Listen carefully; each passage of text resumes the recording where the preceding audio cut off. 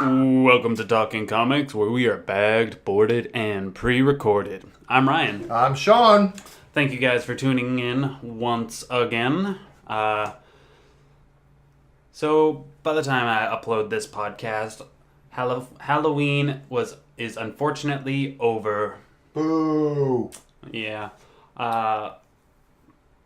Hopefully you guys enjoyed the long Halloween special that we put up there for you guys. That was courtesy of my co-host, Sean. Yeah. He put that together for you. Well, he did all the recording and whatnot. I did all the, pretty pictures. He's the writer and I'm just a tracer. Any dead bodies? That's a Chasing Amy reference if you didn't catch it, folks. All right. But just because Halloween's over doesn't mean my Halloween fever is. So I thought, we'd go into preparing for Thanksgiving by talking about about our top 5 scariest comic book villain opinions. Scariest villains. Yes, our top 5 choices for scariest comic book villains. So this is just our personal opinions. I would love to hear your choices down in the comments section. I'm going to kick this off. These aren't any in too much of a particular order for me. This is kind of my choices and how I wrote them down. Okay. So you're saying, as far as scary, it's tough to write scary and it's tough to write funny haha comedy. Yeah. Well, so it's like the first time you picked up that book and the first time you were introduced to that character, whether it be, not even a book, maybe a movie or a TV show. Mm-hmm. The first time you were introduced to that character, you're like, holy crap, this dude, or female, scary, right? Yeah, whether it be their looks or their personality or their powers or something. Something that just made your skin crawl a little bit or made it off-putting. Yeah, or okay. Something that you were just one of mine, I'm not going to name him yet, what they were able to accomplish Gotcha. is scary. Okay. So I'm going to go one of my characters, Sean will do one of his characters, and back and forth. My number 5 spot goes to a Hellboy villain. Ooh. The Crooked Man. Okay. And here's what he looks like. Yes. That is a scary, creepy looking dude. He's just ominous and... Look at him. Ugh. Look at him. God, he's ugly. Ugh. I want to hang out with that guy. For those of you who don't know, the Crooked Man is based off of a old, I think, English nursery rhyme. Yeah. There was a crooked man with a crooked smile. He bought a crooked cat to catch a crooked mouse, and he lived in a crooked house or whatever. It was a spinoff of Rumpelstiltskin. Rumpelstiltskin's uglier cousin. Yeah. Drunk uncle. All right, what's your number 5? My number 5 would be the Kingpin. The Kingpin. Kingpin. He's a menacing looking person. He is a very bulbous, giant, to the naked eye, just a big fat bald dude. Yeah. With a lot of money. Mm-hmm. He is rivaling strength with, he's on par with, I would say, minus the hammer, Thor. He has fought the Hulk, the Russian, Luke Cage, the Red Hulk. Yeah.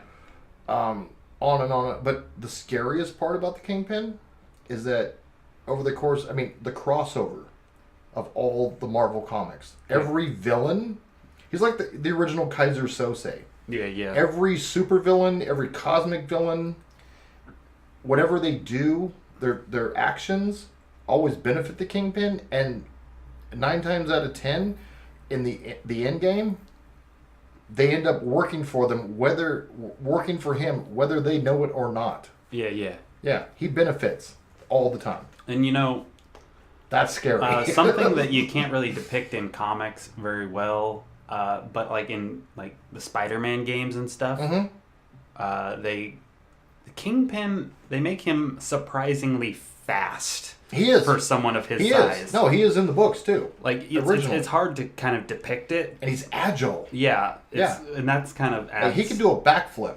Yeah, that's terrifying. A freaking 300 pounds of fat and muscle. He's all muscle. All muscle. All muscle. It's just he's not a fat guy. He's just built weird. Yeah, that's he's his own superpower. Yeah. All right, what do you got? My number 4 spot goes to the Black Lantern Corps. All right. Good call.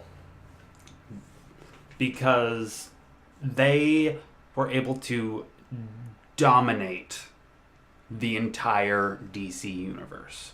Yes. They killed everybody and brought them back from the dead as their pawn, and that is terrifying.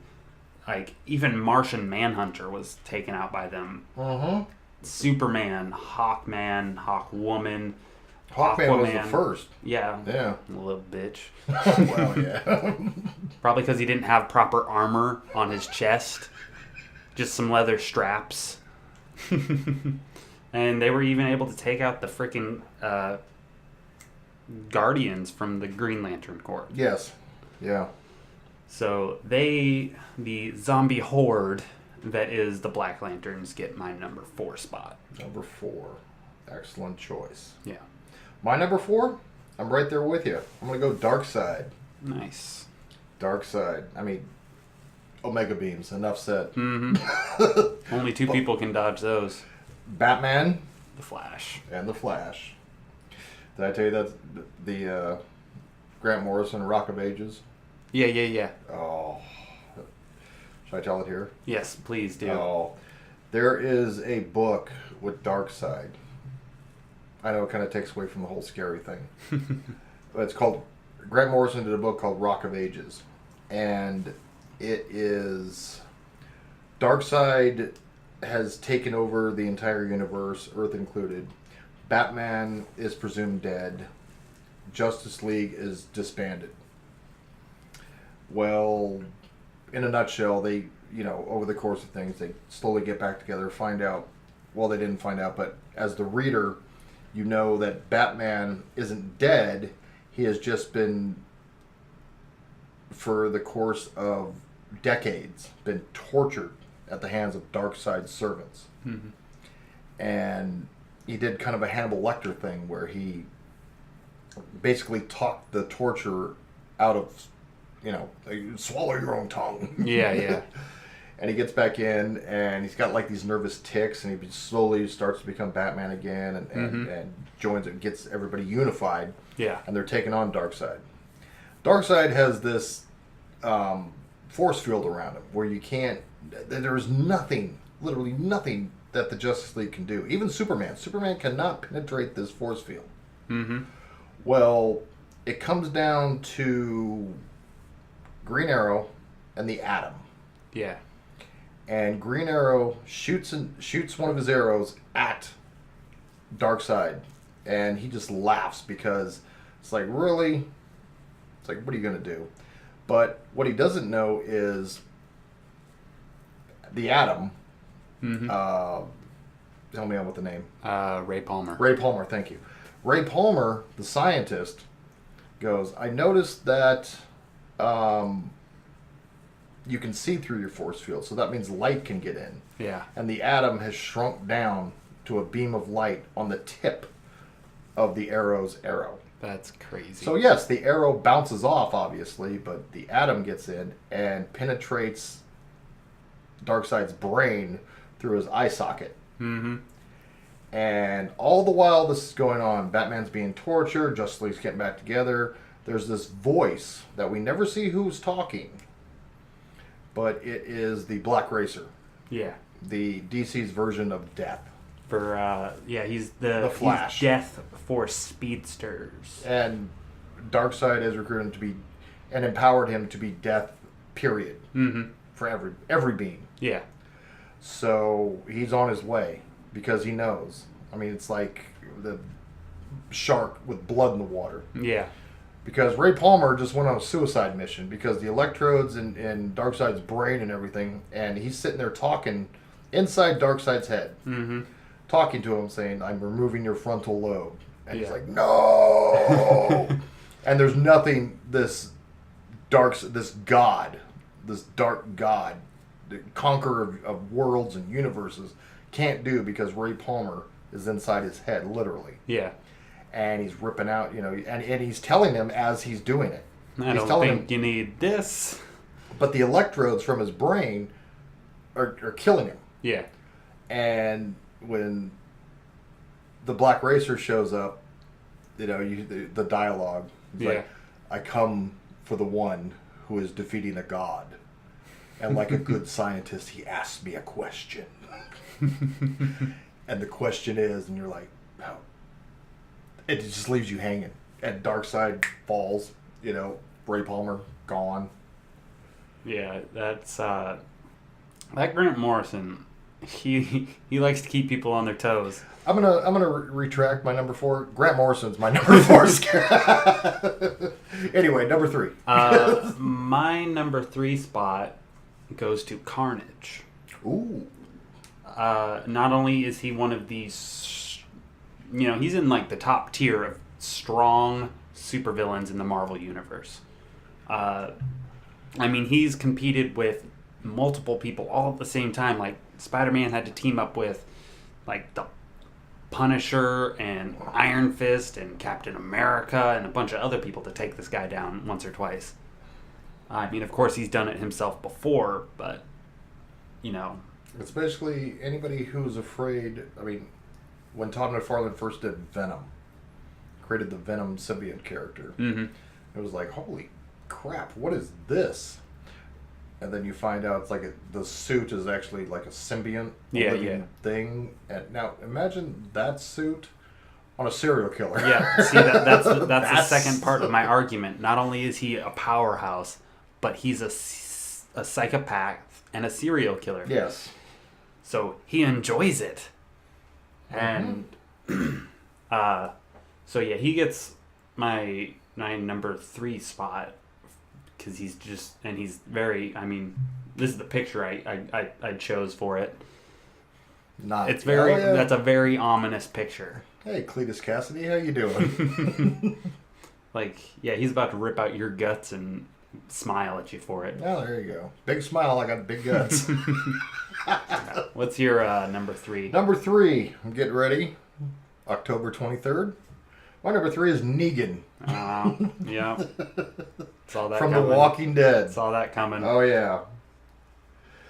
Negan, for those who don't know, which... At this point, we've talked about him a couple of times. Guarantee people know who I'm talking about. Yeah. He is leader of the Saviors.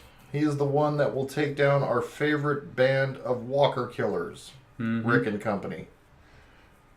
He takes down, for those book readers, the Whisperers. He takes down the Kingdom. Negan has a plan. He is Rick. He is quasi-Rick. Yeah. At this point, even in the show, Rick is kind of over the edge. Negan makes Rick look like a Boy Scout. Negan makes Shane look like a Boy Scout. Negan does not care. Negan is very comfortable in this new world. Yeah. It's kind of like this world caught up to Negan and was built for him. Yeah. And he's enjoying all the fruits of his labor, or everybody else's labor, should I say. Nice. And yeah, so that's mine. My number 2 spot, sorry, is something that everyone's been dealing with lately. A clown.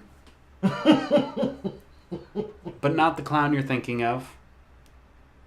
This is the Violator. Oh, Spawn. Yes. So not only is he a hideous monstrosity of a clown, he is also a shapeless, long-jawed, ugly demon from hell. He's a babysitter from hell. That's the picture I chose. Oh yeah. Yeah. Oh yeah. He's wearing more than just a clown smile. Yeah. He is a menacing, very, very menacing character. And not a customer to be messed with. Yeah. He's gnarly. Really, really gnarly. I love the Violator. Great character. Scary. Yeah, good call. I didn't even think of that, man. That's. I mean, he is one of the scary clowns. Yeah. He's not accidentally making you scared. He's doing it on purpose. Mm-hmm. All right. What's your number 2? Number 2, Kilgrave. Nice. The Purple Man. The Purple Man. Jessica Jones. Now think about this, people. You're going about your day. You're doing, everybody's got a routine, doing this, doing that. Come across this very charming guy, dressed all in purple. And let's say, maybe nothing happens. But then again, maybe he needs you for something, just for a moment. And all he has to do is ask you something. Mm-hmm. Say something to you. Yeah. You're immediately under his spell. And you have to do whatever he says. Unless from the pheromones. Unless you're upwind from him. Unless you're upwind, yes. Hey, can you pay for my bus ticket? Yes. F off, purple guy. Yes, the Purple Man. I wish I had video right now. Gives waving, off pheromones. waving his stank at people. No. But I am downplaying how scary he is. But being forced to do something against your will, and thinking that you want to do it.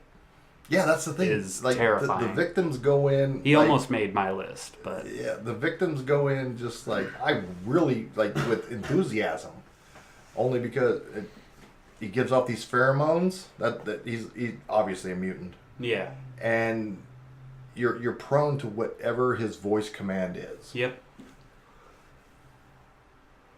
So. Yeah. If for anyone that's seen Jessica Jones, he makes that chick kill her family, and she was happy to do it. Mm-hmm. And if you haven't seen Jessica Jones, shame on you. I'm sorry, I haven't finished it. Damn it! Shame. My number 1 spot. Drum roll, please. Goes to the Clown Prince of Crime. Ooh! The Joker. I know it's kind of cliched. No. Very, very cliched. Not cliche at all. But he is terrifying.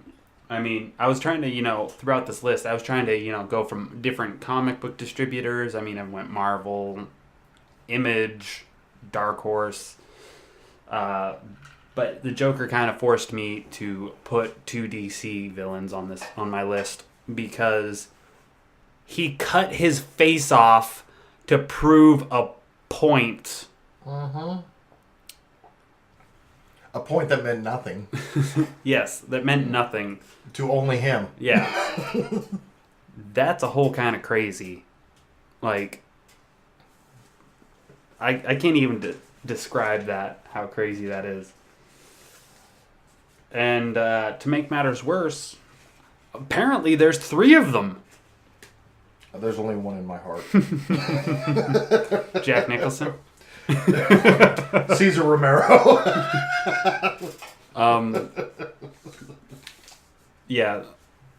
He's the most vindictive and maniacal and chaotic villain there is, and he's terrifying because you never know what he's gonna do next.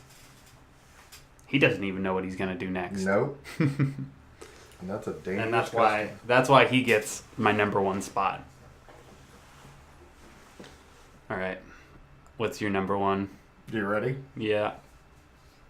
The Joker.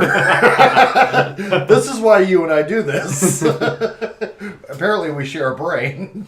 Yeah, man, I'm just going to pick up where Ryan left off. The Joker it is hard. Number one, he has no powers. No superpowers, that is. Number two, it is hard for anyone, even a superpowered being, to combat someone who has no agenda. Yeah. He doesn't want anything. He doesn't need anything. He just does what he does. I mean, the portrayal that Heath Ledger did in Chris Nolan's Dark Knight. What was the phrase? Like, I'm like a dog chasing a car. Once I catch it, I don't know what I'm going to do with it. Yeah. And just that. I mean, that's it. I mean, he burned that stack of money. Yeah. And the Joker, and like you were talking about with the death of the family, it was like he's trying to, in his mind, Batman wasn't being the Batman that he wanted, that he was used to, because he had Batgirl, because he had Nightwing, because he had Robin, because he had, all these, and he's going around and randomly, like a serial killer, but you can't put a label on him because he's not trying to be a serial killer. Yeah. Taking his family out so it could just be him and Batman. And, that brings up, and when he does want something, you better get the out of his way. Because, like,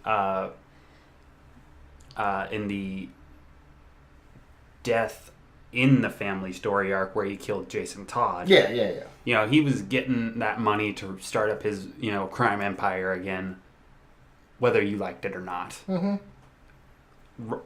Jason was just, what's the word? Collateral damage. Yeah. Or like, I hate to reference it, but like in the recent Suicide Squad movie, they had his girl. He knew where to find her, and he was going to get her back by any means he could. Well, I talked about the sequel, my idea for the sequel. Yeah. I do have at least one honorable mention.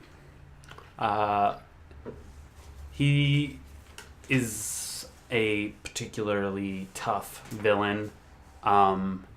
He can use anything as a weapon. Bullseye. Oh, yeah. He gets my... Not because of his training. Not because he nowadays he has like an adamantium implants. Mm-hmm. So he's even tougher. Not because he could throw a toothpick at you and kill you. Right. It's because if he doesn't like you, he will hunt your girlfriend down and kill her. Yes. And the next one. And the next one. And the next one. Mm-hmm. Luckily, I'm single, so he is no threat to me.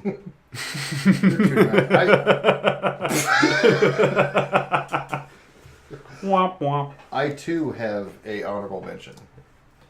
And see, okay, before we go any further, before I mention my honorable mention, you're way too nice to be single. Ladies, if you're listening, come on, listen to that charming voice. I mean, he's such a nice guy. He's the one who put together everything you're listening to. This is the nucleus of everything. When did this become a dating show? Because I'd like to say that the honorable mention for a scary villain is me. I'm your villain. I'm the exact opposite. I have to go. You're my Earth 2 version. The Colonel Sunders to your Colonel Sander.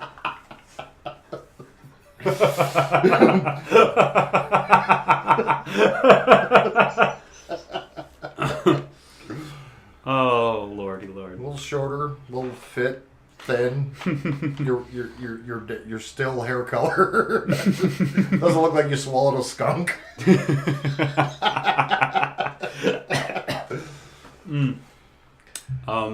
So yeah, that's all I got. So those are our top 5 scariest villains. Please leave your scariest villains in the comment section below. And don't say me. It's gonna Sean Lowry. Sean Lowry. That guy that runs the Nerd Nest. That guy that told me he was gonna shoplift at Grocery Outlet. except for the one person that says that. Except for. I'm sorry, I'm just laughing at you right now. All right, enough with that. Luke Cage. Yes, spoiler warning. This next section we're talking about Luke Cage. So if you haven't watched the series, pause, go binge watch it, come back in 13 hours. Come on. It came out September 30th. It's November now. And if you aren't going to watch it, just listen away and learn. Spoilers. Yes. Yeah. Huge spoiler warning. I've watched it twice. This whole second half, we're going to be talking about TV shows. So you have been warned. But, before you click out of our video, don't forget to like, comment, and subscribe. So, Luke Cage. Luke Cage. The guy that everyone was complaining about being a black man getting shot in a hoodie. Oh, yeah, the whole Trayvon Martin thing. All right, so I'm going to kick this off right away by giving a nice middle finger to anyone who complained about that. They can just take this any way they want it. Because through the whole series, he is fighting stereotypes, fighting racism. And not only that, I learned stuff from watching this about black culture that I never knew before. Did you know they can own nightclubs? Settle down. Just kidding, folks. Just kidding. That scene where he was standing out in front of the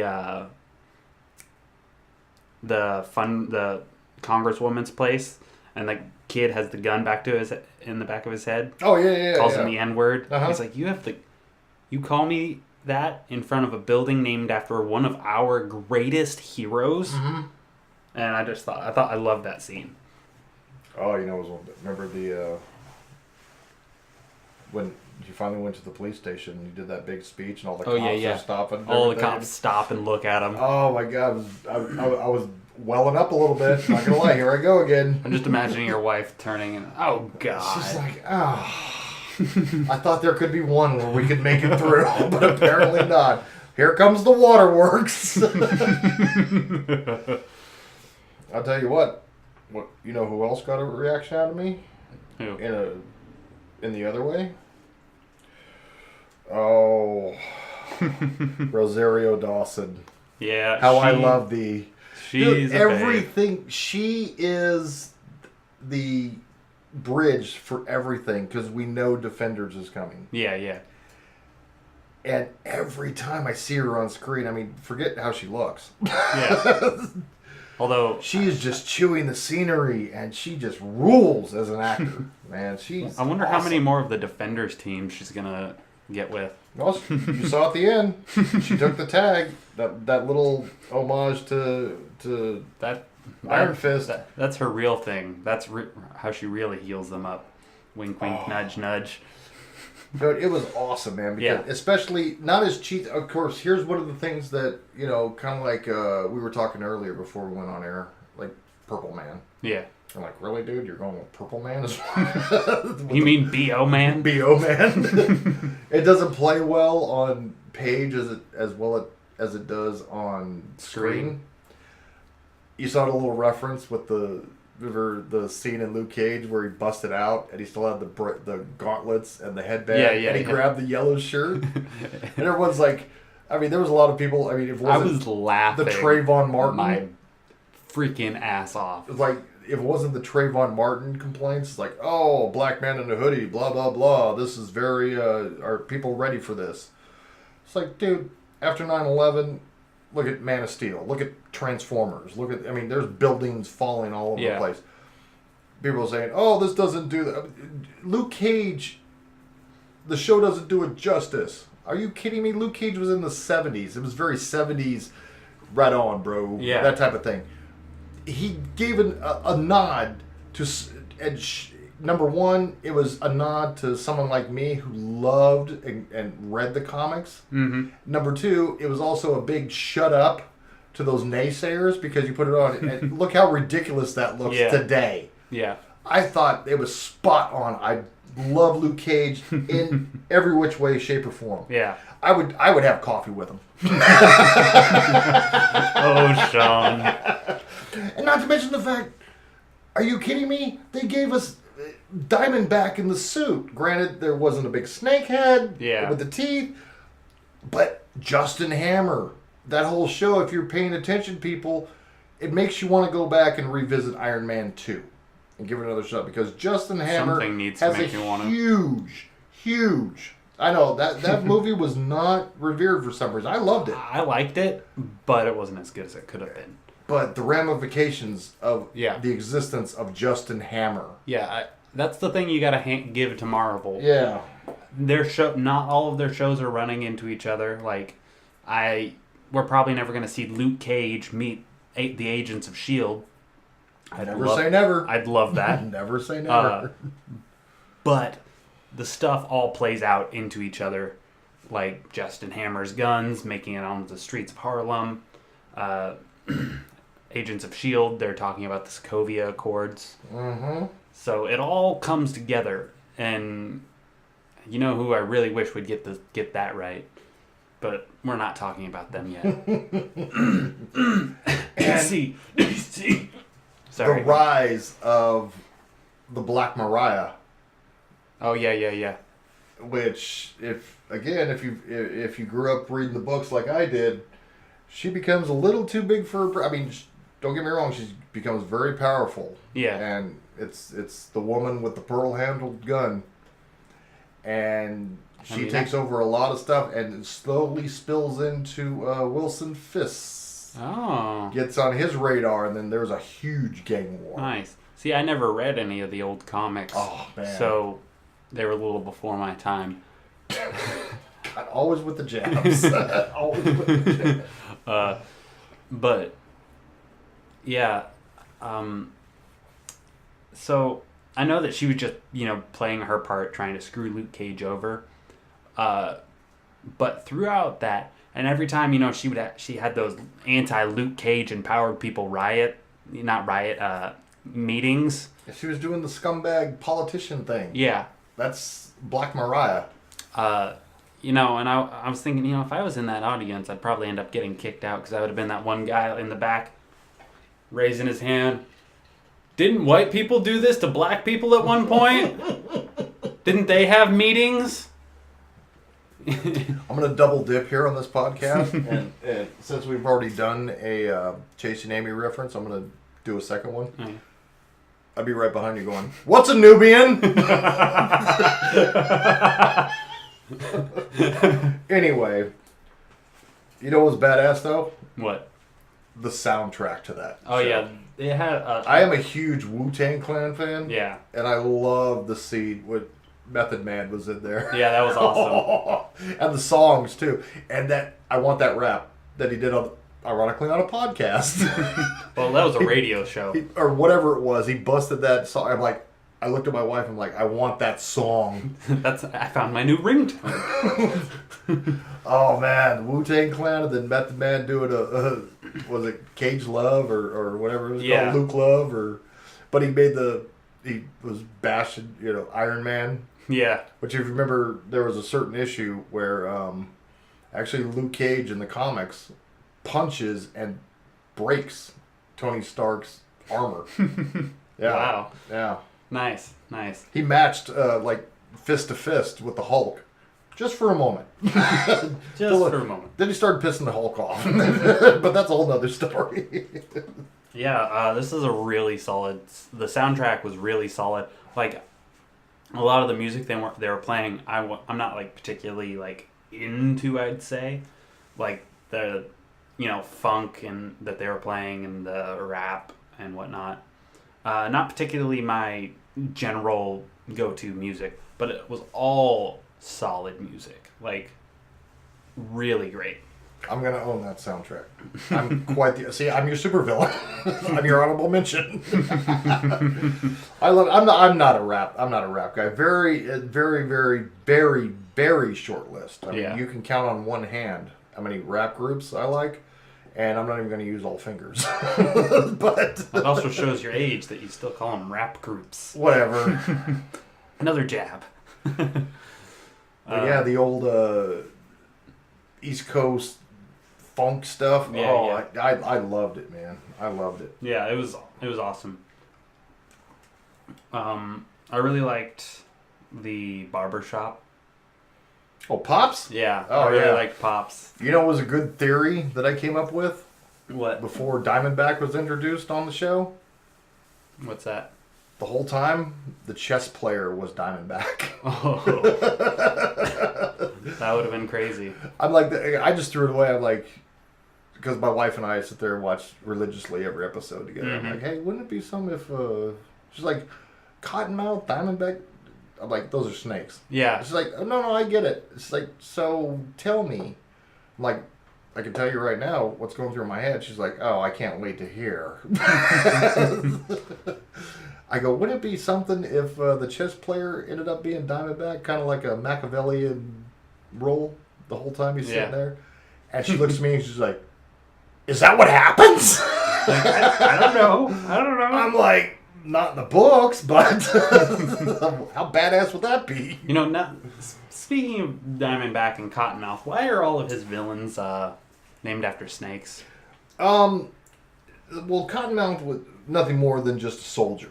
Yeah. Like actually more of a general. Diamondback was the thing, and that's if you didn't notice, he's kind of we both of us picked Joker as number one for a villain. He's kind of crazy. A little bit off Yeah. his meds or whatever you want to say. Not having a good day. Yeah. So he was kind of Zip and Shades, and but those were lower. Like other ones, I mean, there was Sidewinder in the books, and there was, it's like, is Diamondback like part of G.I. Joe? Cobra? I mean, I was starting to think, because I was a G.I. Joe guy before I was a... Now that I think about it, look at that costume he was wearing at the end. I think he was Cobra. Go back and go find something in the comics and look at the original comic outfit. Yeah. He looks like Supreme Emperor Serpentor from G.I. Joe. And I mean, like it was very similar, but of course they kind of cheeked it up today. All right, so I actually have a theory as to why the suit at the end looked like it did. It kind of looked like an old World War II jumpsuit. And remember when Luke and what's her name were in Georgia? He mentioned that it was his grandfather built the church after coming back from the war, and he was a red-tailed pilot.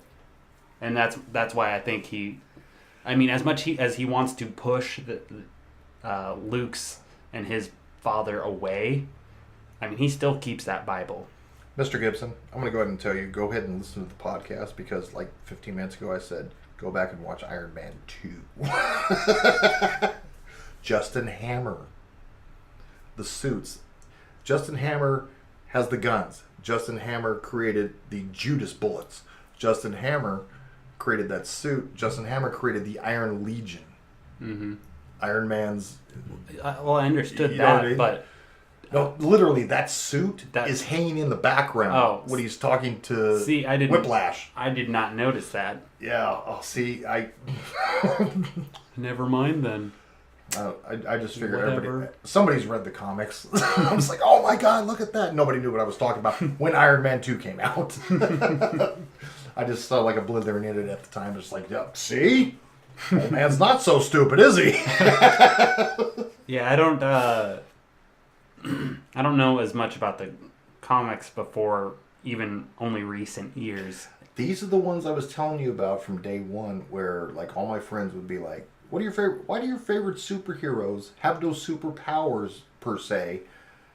I mean, I just like the street level, like the Defenders I always like Defenders better than Avengers for some reason, as far as reading goes. Yeah. I like the Batmans and the Punishers and the Daredevils and the Luke Cages and the Danny Rands and the Jessica Jones, and I love that just because it was more realism. Yeah. And Spider-Man and just stuff like that. Yeah. There was like an element of danger where it's like, I love the Hulk, don't get me wrong. I love Thor, Captain America, but Superman.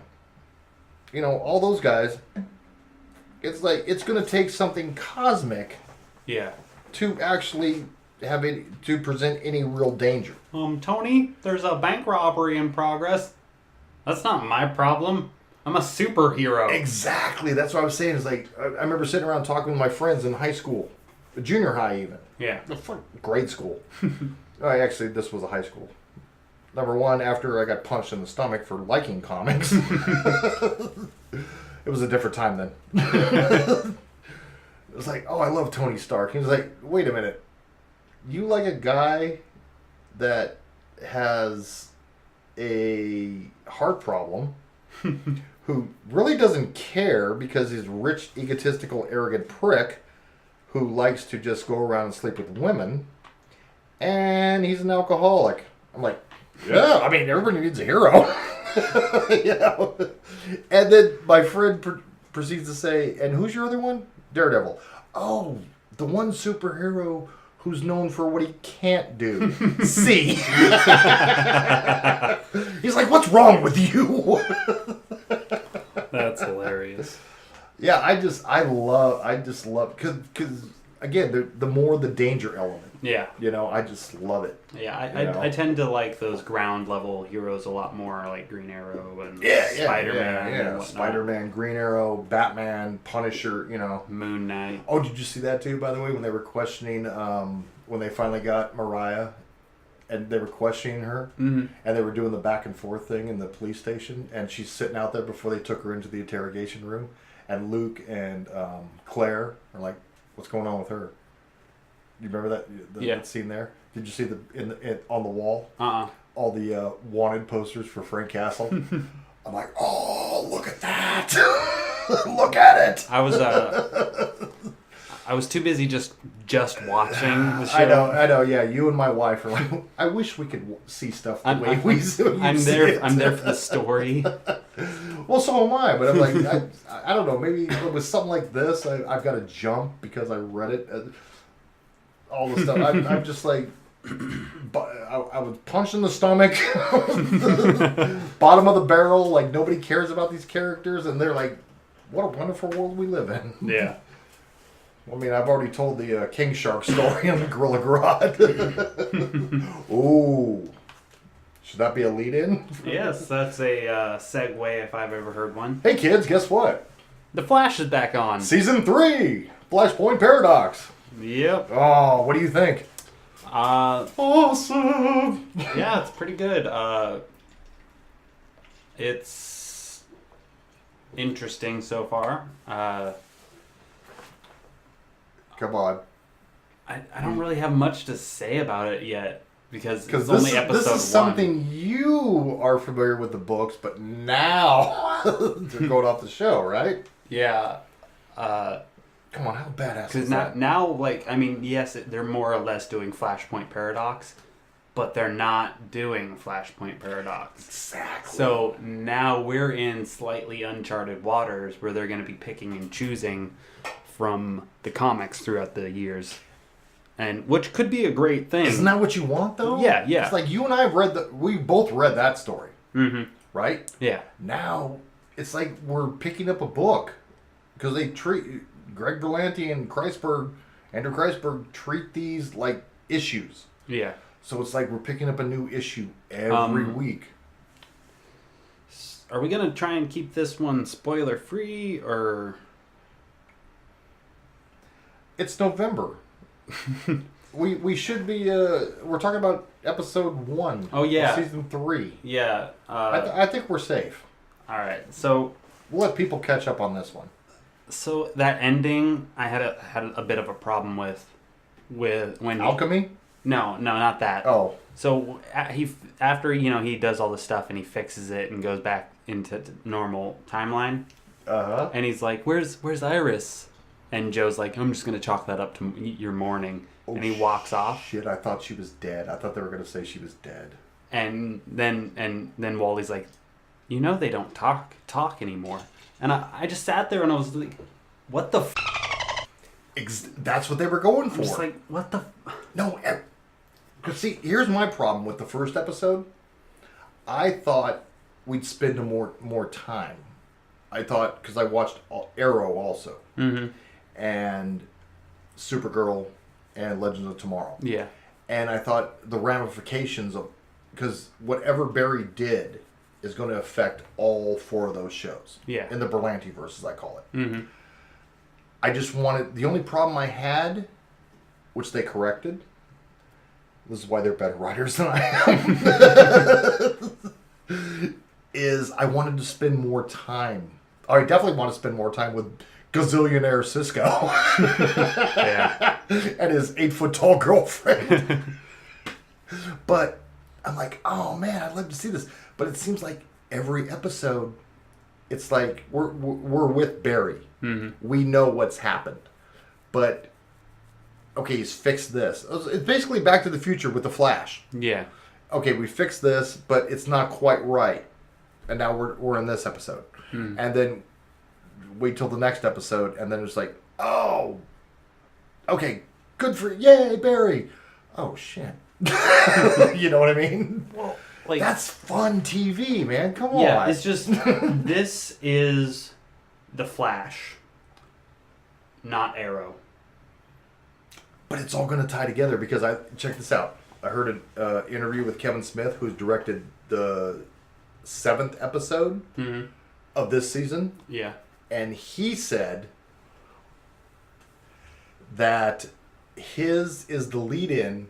Episode 8 is going to be the first part of the gigantic crossover for nice. all of them. Right on. And I quote him. He was on set to see 16 superheroes all in costume together.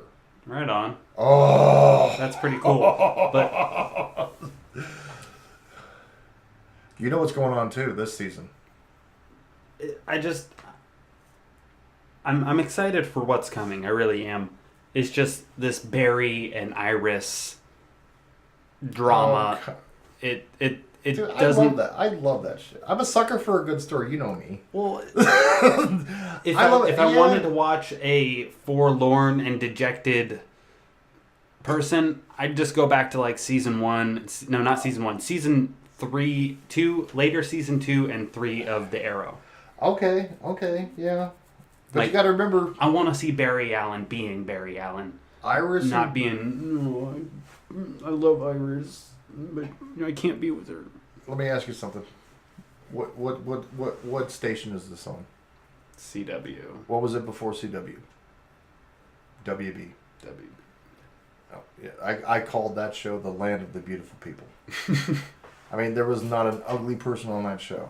Yeah. They were all underage too. The point I'm making is, you got to take. I mean, okay, I get what you're saying. See, I love that shit. I like the soap opera stuff, superhero stuff. It's like, remember, what is it? Heart, heroism, and humor. Mm-hmm. Those are the 3 formulas that Greg Berlanti and Andrew Kreisberg put into every one of their shows, and they're killing it. Well, So I'm telling you right now, did you watch Supergirl? I have not. Season 1? I haven't finished it. Because season 2, I'm telling you right now, I've seen previews for it. I've watched some episodes. And I'm not going to spoil that at all. This is the Superman that I'm looking for, says the old man. First of all, it looks like he washes the suit with some Clorox, so the colors are bright and hopeful. Hope being the symbol of what I'm saying. Pun intended. By the way, real quick, that pilot episode for this season, or not pilot, but the episode 1. Mm-hmm. Now you're season 1, season 2, Mm-hmm. season 3. Yeah. Barry's sitting around with his parents at the dinner table. Yeah. He's been to hell and back 2 seasons. Orga's been beat up, crapped on, everything inside and out, up, down, left, right. And what do they say to him? You know what? They're hitting around. Barry, you might want to move out. Yeah. They're asking him to move out. Have you thought about dating? Maybe do something. I got some mixed signals from that episode. Really, it's like, okay, you know what? Your mother and I aren't getting any younger. We want to run around naked in the house. Get out. You're 30.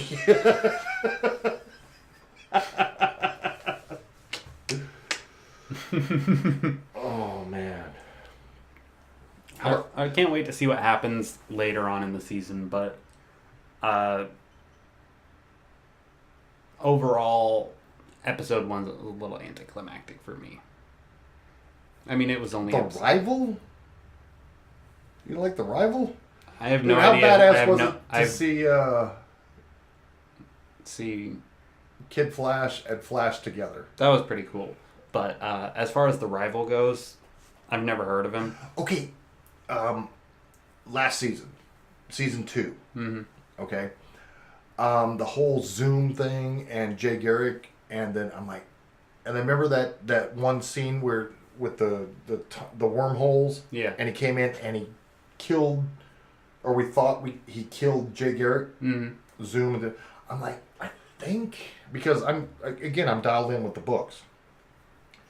Jay Garrick has a brother, a twin brother, Mm-hmm. who goes by The Rival. Yeah. Same outfit that you saw in that Mm-hmm. season 3, episode 1. Yeah. And they're twin brothers.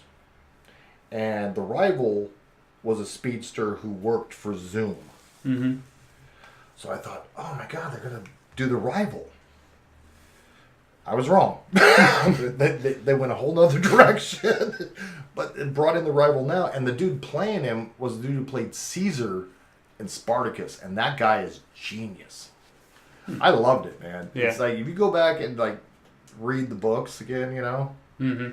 and so they're tweaking the stories, you know, they're obviously, Yeah. it might tie in later. I don't know. I'm not getting the clues yet, but I'm still, when I see a character and I know the name Mm-hmm. on these shows, You get excited. I get excited, but I'm like, wait a minute. You're a little late, or are you? I don't know. It's time. Yeah, you never know. You never know who's on time or late when it comes to the Flash. Or are you supposed to be here? Have you been born yet? I don't think Oh, you've that been was born great. yet. We haven't seen. Speaking of that, I love Reverse Flash when he's like, "You're gonna remember? Yeah, you're gonna beg me to. Eventually, you're gonna beg me to kill your mom." And he's like, "I want to hear you say it." But I love how we haven't seen what's his name. We haven't seen Wells yet. Oh yeah. I love that actor. I can't think of his name right now, but he's Oh, genius. Yeah. They brought back which is spot on, and then they brought back. We see the kid, which I'm not going to spoil this just yet. Give people a little time to catch up.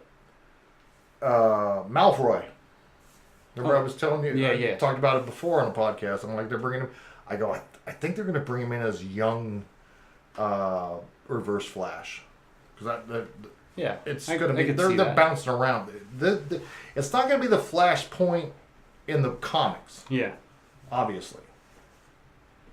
But they're going to bounce around with time. Mm-hmm. Which I thought it was great that they brought back what's his name in the first episode? Oh yeah. Heckling, just like, little nods to the comics too, because he's like always heckling, oh, who's the villain now, Barry? Yeah. You know? It's still you. Was it though? It's still him. Mr. Walken, are you here? No, he's not here. he wasn't in the budget for today's podcast. Oh, fair enough.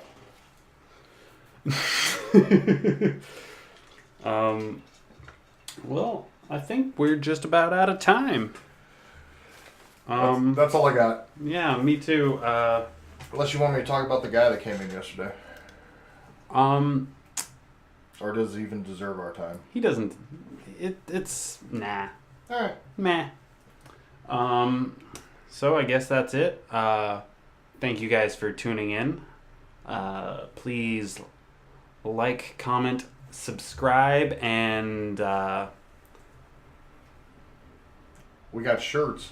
Oh yes, we have shirts on sale And hoodies. and It hoodies. is getting cold. Shirts and hoodies. Yeah, you can place an order for those at the Nerd Nest. Here's a picture of their business card. It has all the address, phone number, and whatnot. I'll post a link to their Facebook page in the description below. And Yeah, with those, all you got to do is just come in. It's a prepay order, and give me your size, style, color, yeah, and we'll have it, and phone number, and we'll have it for you. yeah.